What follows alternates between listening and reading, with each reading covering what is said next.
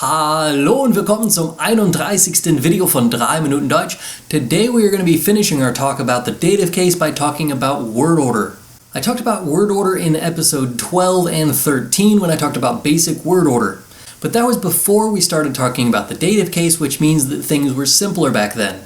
At that time, I said that normal word order starts with the subject, then you have your verb, then your direct object, then time, manner, place. Also, little side note, you can usually put the time element before the direct object. Now that we have the indirect object, we have to worry about where to put that.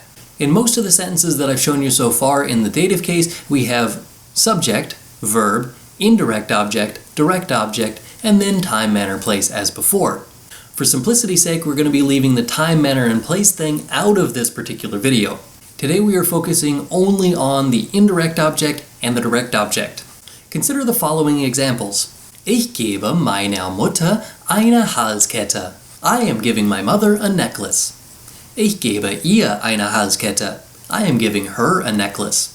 Ich gebe sie meiner Mutter. I am giving my mother it. Ich gebe sie ihr.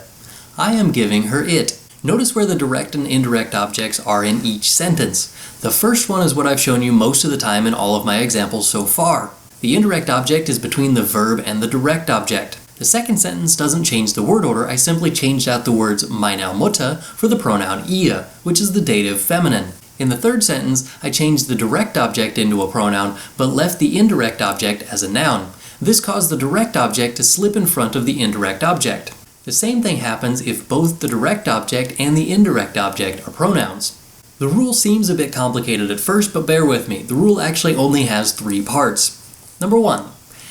If both the direct object and the indirect object are nouns, i.e. not pronouns, the indirect object comes first. Number 2. If either the direct object or the indirect object are pronouns, the pronoun comes first. Number 3. If the direct object and the indirect object are pronouns, the direct object comes first.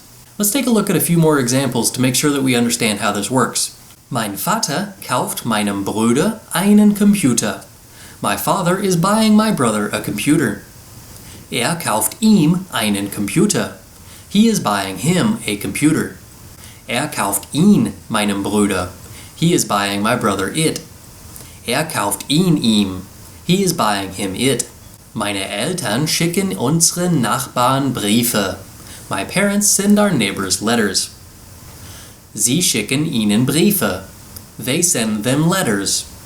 Sie schicken sie unseren Nachbarn. They send our neighbors them. Sie schicken sie ihnen. They send them. Der Lehrer liest den Kindern ein Buch vor. The teacher is reading the students a book. Er liest ihnen ein Buch vor. He is reading them a book. Er liest es den Kindern vor. He is reading the children it. Er liest es ihnen vor. He is reading them it.